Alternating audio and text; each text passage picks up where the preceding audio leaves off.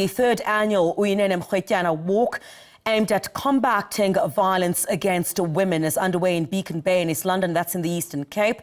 Established after the 2019 rape and murder of Uyinene Mrwetyana, the Uyinene Mrwetyana Foundation organizes this walk to honor her memory and draw attention to the dangers faced by women and the LGBTQIA plus community and people with disabilities.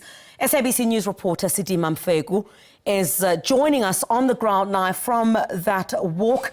Sidima, thank you very much indeed for your time. I do understand there are a couple of hundred people there to honor the memory of Uyinene Mrwetyana, and good that people don't forget what has happened, but it certainly has not stopped the devastation that is meted out against women and children on a daily basis.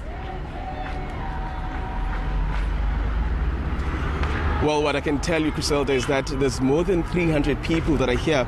And when we were speaking with the Uyinene Mrwetyana Foundation, they were saying that this is not only just to commemorate the life of Uyinene Mrwetyana, but also to highlight, the threat under which women, people in the LGBTQIA plus community, as well as people living with disabilities, are living under. They're saying that, there are so many people that die of gender-based violence, and also many cases of gender-based violence reported on a daily basis, even though there are some people that are still not reported on. And now we speak to one of the leaders of the Uyinene Mrwetyana Foundation, Mrs. Sidima Mfeku. Thank you very much for your time. We understand it's a very important, cause in the Eastern Cape, in the country at large. Why are we doing this? Silapa namhlanje, not to remember Uyinene Mrwetyana Foundation, but to stand for all the GBV victims. Silapa to represent the families. Silapa to represent people that are still suffering GBV, and siyabiza lukhwelo olu ubana wonke umuntu must stand, wonke umuntu must walk in ensuring that we are ending the scourge of GBV. As we know that GBV has been declared the second pandemic in our country, and we are not happy that South Africa is known as the rape capital. And so it is for that reason that we are standing today to eliminate the fear and to ensure that our government prioritizes safety and security for young girls, for women, for LGBTQI, for elderly people, and for everyone in South Africa. And I like that you're mentioning safety and security as well as government, because it's quite a very prevalent thing that people suffer in public service facilities. People die in school of gender-based violence. What's your comment to that? We were very unhappy and disappointed to hear, for example, this year that one of the perpetrators of GBV are actually SABC members, abantu abasebenzela amapolice, who are supposed to protect the public, who are supposed to help us in ensuring that we are ending the scourge of GBV. Yeah, and also maybe the contribution of men in this in the fight against gender-based violence. You did mention that there is a need for men to be a part of this effort to end gender-based violence.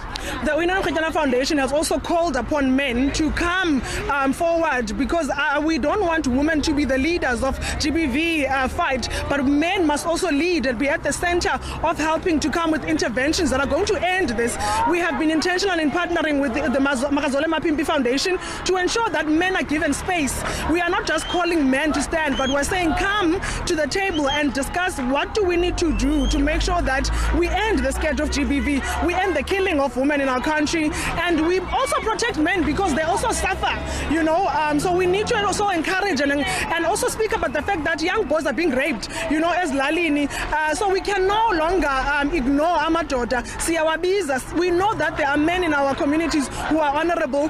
We're asking them to stand, we're asking them to offer solutions, and so that we can move forward as a country. Yeah, thank you very much for your time. This is Sidima Mfeku saying there that they're calling on everyone, men as well, to be part of this fight against gender-based violence. They are partnering with the Makazole Mapimpi Foundation, and we heard earlier on that the reason, in fact, this collaboration started when Makazole Mapimpi had a band while playing the World Cup. I think they were facing Japan at the time, and he had written in that band, "Rest in Peace, Uyinene." And they are saying that the reason for the collaboration is because Makazole Mapimpi also found relation in the gender-based violence conversation, or the scourge that is currently plaguing the country.